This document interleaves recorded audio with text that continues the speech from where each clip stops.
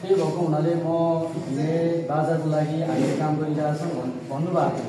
अनि त्यसपछि मैले उहाँलाई फोन गरेँ, त्यस्तो छ भने म एउटा ढिमे बाजा म सहयोग स्वरूपमा तपाईँलाई हस्तान्तरण गर्छु भन्नुभयो।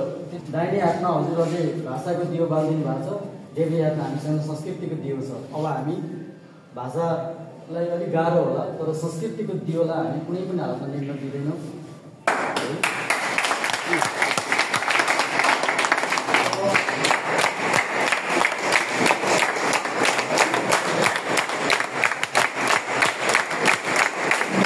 हरिनाथ चार गिरेकोट स्याङ्जालाई सहयोग स्वरूप यो धिमे बाजा प्रदान गरिएको छ। एकदम मिल्छ कि त्यस कारण अब जुन चाहिँ अब हाम्रो भेषराज चाहिँ अस्ति हामी चाहिँ सँगै टुर गएका थिएँ, उहाँले नेतृत्व गर्नुभएको थियो। अहिले हामी